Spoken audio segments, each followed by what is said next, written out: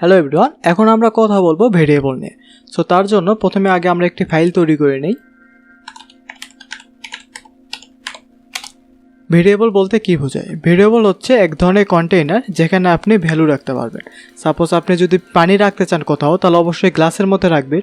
ঠিক তেমনই প্রোগ্রামিংয়ের ক্ষেত্রে আপনি যদি কোনো ভ্যালু রাখতে চান, তাহলে আপনি এখানে ভেরিয়েবল ব্যবহার করতে পারবেন।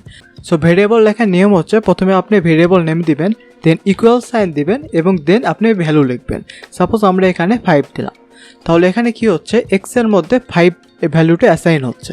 এখন যদি আমরা এটি প্রিন্ট করতে চাই, তাহলে আমরা প্রিন্ট দেন এর মধ্যে যদি এক্স দিই, দিয়ে সেভ করে যদি রান করি, তাহলে দেখতে পাবেন এই যে 5 প্রিন্ট হয়ে গিয়েছে।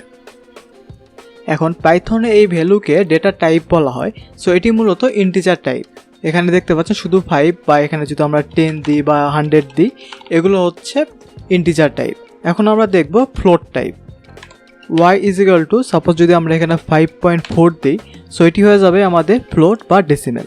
এখন যদি আমরা প্রিন্ট করতে চাই, সেম আগের নিয়মেই প্রথমে প্রিন্ট লিখবো, দেন এখানে ভেরিয়েবলের নেম। এই যে দেখুন, এখানে আমাদের 5.4 দেখাচ্ছে। এটি মূলত ফ্লোট বা ডেসিমেল টাইপ ডেটা টাইপ। এখন আমরা দেখব স্ট্রিং টাইপ।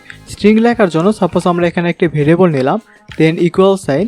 স্ট্রিং লেখার জন্য আমাদের প্রথমে ডবল কোটেশন লিখতে হবে এবং তার ভিতর আমরা যে স্ট্রিংটি লিখতে যাচ্ছি সেটি লিখতে হবে। সো স্ট্রিং লেখার জন্য প্রথমে আমরা একটি ভেরিয়েবল নিলাম, দেন ইকুয়াল সাইন দিলাম, দেন ডবল কোটেশনের মধ্যে আমরা যে স্ট্রিংটি লিখতে যাচ্ছি সেটি দেবো। আমাদের ক্ষেত্রে আমরা স্ট্রিং হিসাবে মহৎ দিয়েছি। এখন যদি আমরা এটি প্রিন্ট করতে চাই, তাহলে প্রথমে আবারও প্রিন্ট, দেন এর ভিতর ভেরিয়েবল নেম, দেন কন্ট্রোল এস দিয়ে সেভ করব এবং রান বাটন ক্লিক করে রান করব। এই যে দেখুন, আমাদের স্ট্রিংটি দেখা যাচ্ছে। এই স্ট্রিং নিয়ে আমরা পরের ভিডিওতে আরও অনেক কিছু ডিটেলসে কথা বলবো, বাট আপাতত জাস্ট দেখুন কিভাবে স্ট্রিং লিখে প্রিন্ট করতে হয়। এখন আমরা কথা বলবো কাস্টিং নিয়ে। কাস্টিং মূলত হচ্ছে এক ধরনের ডেটা টাইপ থেকে আরেক ধরনের ডেটা টাইপে কনভার্ট করা। ফর এক্সাম্পল, যদি আমরা এখানে দেখুন, এখানে আমাদের এক্স কিন্তু ইন্টিজার টাইপ। এখন যদি আমরা বলি এক্সকে ইন্টিজার টাইপ না, আমরা ফ্লোট ভ্যালুতে কনভার্ট করতে চাই, তাহলে আমরা কি করব, একটি ভেরিয়েবল নিলাম, ইকুয়াল সাইন, দেন এখানে আমরা যদি ফ্লোট, তার মধ্যে যদি এক্স দিই, এখন যদি আমরা এটি রান করি, তাহলে দেখুন এখানে এর ভ্যালু দেখাচ্ছে 1100.0। একটু আগে দেখলাম আমরা এখানে এক্স ছিল ইন্টিজার টাইপ, বাট এখানে আমরা যেহেতু কাস্টিং করেছি, এখানে ফ্লোট করে দিয়েছি, যার কারণে 1100.0 এসেছে। ওকে, এখন আমরা চাইলে ফ্লোট ভ্যালুকে ইন্টিজার টাইপে কনভার্ট করতে পারি। সো আমরা এখানে আরেকটি ভেরিয়েবল নিলাম, বি ইকুয়াল, এখানে যদি আমরা ইন্টিজার লিখি বা INT এবং তার মধ্যে যদি আমরা y দিই, এখন যদি এটি প্রিন্ট করি, তাহলে দেখতে পাবেন এই যে দেখুন, এটি দেখাচ্ছে 5। আগে ছিল 5.4, সেই 0.4 চলে গিয়ে শুধুমাত্র 5 দেখাচ্ছে। মতো ফ্লোট ভ্যালু থেকে এখানে ইন্টিজারতে আমরা কনভার্ট করলাম।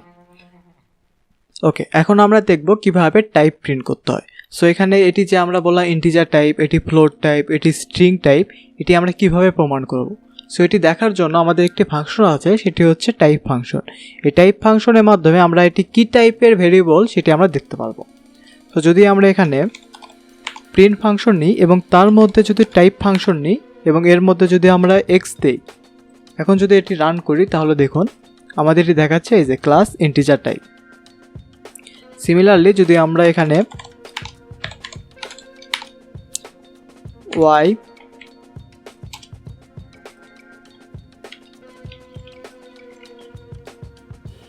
এবং s দিয়ে প্রিন্ট করে যদি রান বাটনে ক্লিক করি, তাহলে দেখুন y হচ্ছে আমাদের ফ্লোট টাইপ এবং s হচ্ছে স্ট্রিং টাইপ। এখন আমরা দেখি ভেরিয়েবল লেখার কিছু নিয়ম। সো ভেরিয়েবল লেখার জন্য কিছু ভ্যালিড নিয়ম আছে এবং কিছু ইনভ্যালিড নিয়ম আছে। যেমন আপনি চাইলে a=5 এভাবে লিখতে পারেন, অথবা একটু বড় লেটার যেমন a b b c c এইভাবেও লিখতে পারবেন।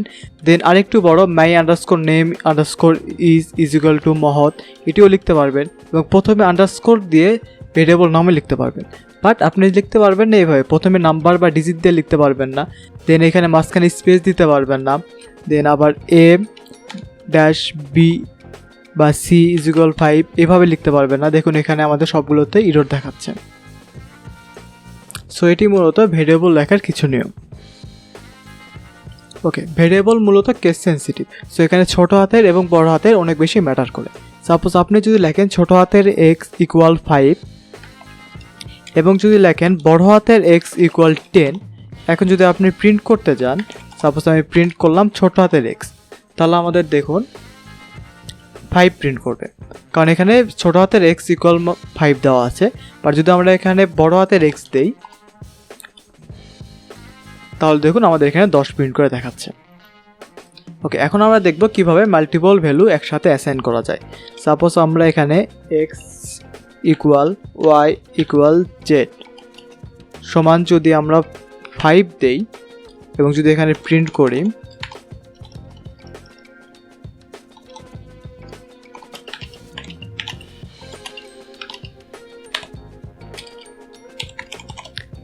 যদি আমরা এখানে z প্রিন্ট করি, তাহলে দেখতে পারবেন z এর ভ্যালু 5 অ্যাসাইন হয়েছে।